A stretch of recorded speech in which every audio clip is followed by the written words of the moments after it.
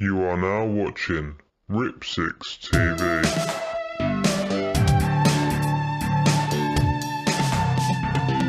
Alright, now we done talking this shit. We about to film this joint for heat right now. It's gonna be crazy. I'm gonna show you how we put it down. You heard me? What's up, viewers? My name is Rip6 and welcome back to the channel. Now in this video we're going to be doing something a little different. I've done a small documentary on Curtis 50 Cent Jackson. The reason why is because I've grown up listening to his music and my friends listen to his music. We listen to it together and I still listen to it today. He has been very influential in my life and I wanted to talk a bit about his life and give you an insight into the struggles he had becoming famous. So here it is.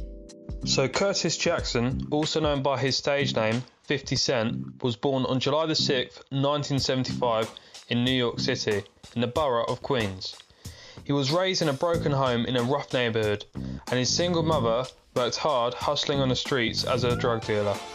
She wanted the best for Curtis, and in a documentary, Curtis said that every time his mother went to visit him at his grandparents' house, it was like Christmas, as she would bring him the latest toys, clothes and shoes. But sadly, at just the age of 8 years old, Curtis's mum was murdered. After her death, he was raised by his grandparents. He had boyhood aspirations to become a boxer, but he began selling drugs when he was a teenager, as he wanted the best things in life and nothing was going to stop him. He also began rapping during his high school years. 50 Cent's first important contact with the New York hip-hop scene was his introduction to Jam Master Jay from the group Run DMC. Jay was impressed by 50 Cent's rapping ability and produced an album for him. However, it was never released. 50 Cent also made a full start with the Columbia label, recording an album that was shelved before its release. In 2000, 50 Cent was the victim of a severe shooting incident and left him with multiple wounds and injuries. After his recovery, he began rapping again and made low-budget recordings with his friends Lloyd Banks and Tony Ayo as a crew called G Unit.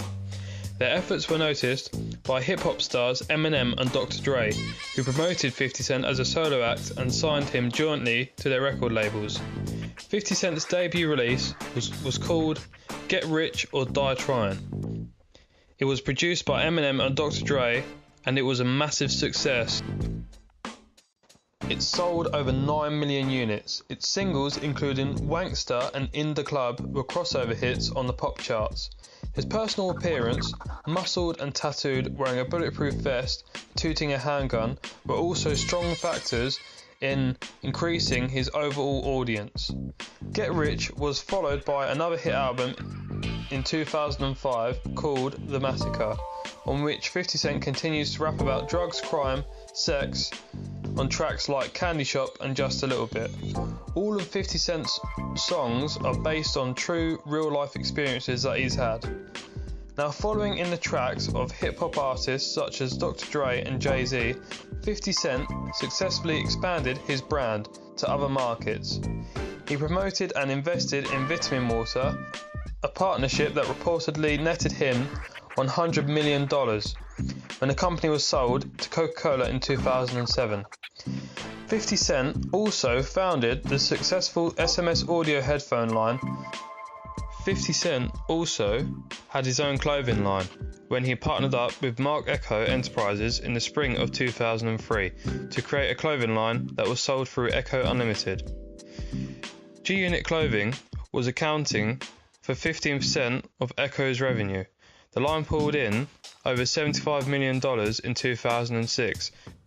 After this, he launched himself into the acting industry, starring in films such as Escape Plan, Southpaw. Meanwhile, he ensured that he stayed a dominant force in the hip-hop scene by releasing an album called Animal Ambitions in 2014.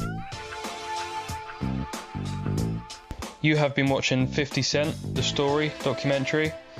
I hope you've learned something new. Comment if you have, tell me what you think. Please like if you like this video, subscribe for more. Thank you for watching and look after yourselves.